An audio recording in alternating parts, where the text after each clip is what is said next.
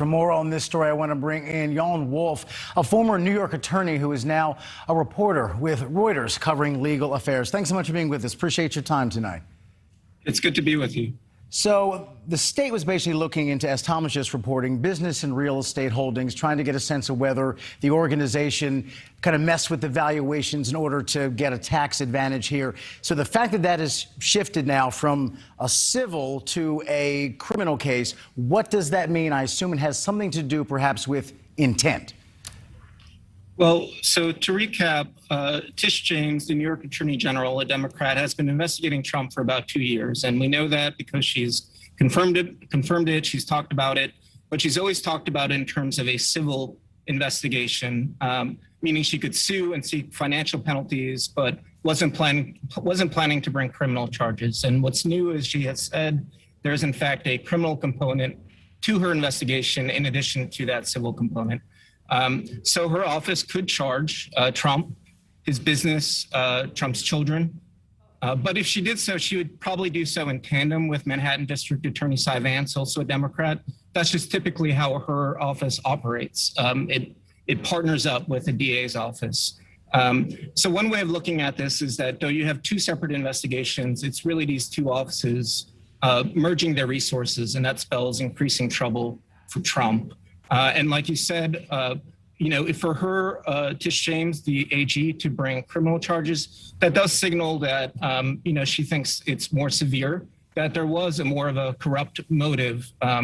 That's why she would bring criminal charges and not civil charges. Because once something goes from civil to criminal, we're going from fines, money, to actual criminal penalties here, which obviously ups the ante in a significant way here. There is a timeline element to this, though, as well, at least for the DA's part of it, because Cy Vance, the Manhattan DA, is not going to run for office. He's out of power at the end of this year, but also the statute of limitations issue. So do you get the sense we could see some action one way or the other between now and the end of the year? I think that's right. There is a statute of limitations of 5 years for fraud in New York. In other words, a prosecutor, generally speaking, with some exceptions, has 5 years from when the act occurs to bring charges. And these investigations focus on Trump's pre-presidency acts, his time as a businessman. So there is a time crunch here.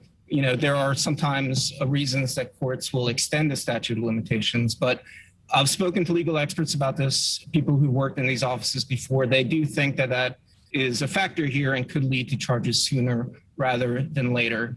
I mean, to take a step back, these investigations were going on when Trump was president. There's nothing stopping state-level prosecutors from investigating a sitting president. But the general consensus was that they were unlikely to charge Trump while he was in office, even if they thought they could, because that would distract from his ability to do his job. Well, he's not in office anymore. The protections, both formal and informal, that a sitting president has are out the window. And there's just every indication from news reports and our reporting at Reuters that the intensity of these investigations has ratcheted up in recent months.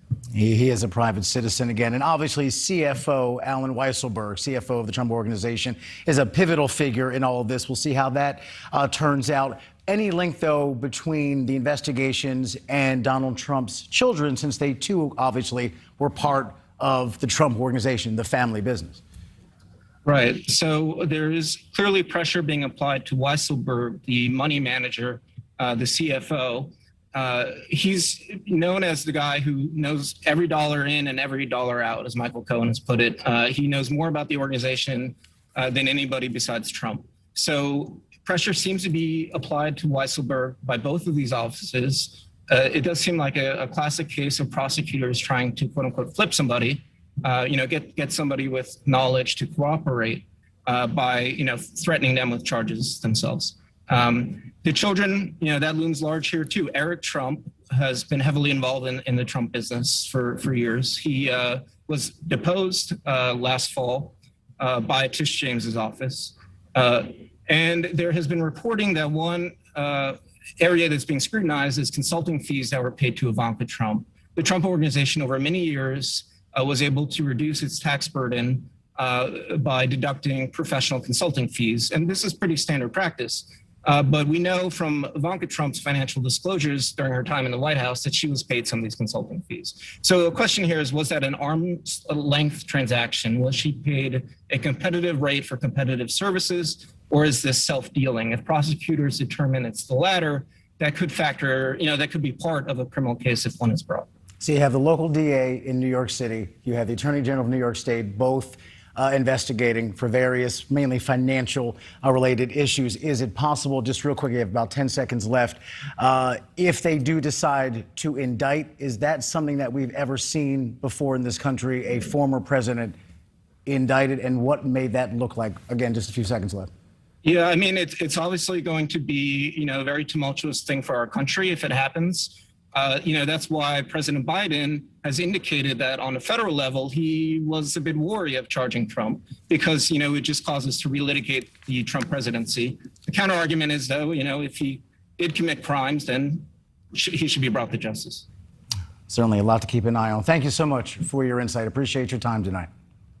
Thanks for having me.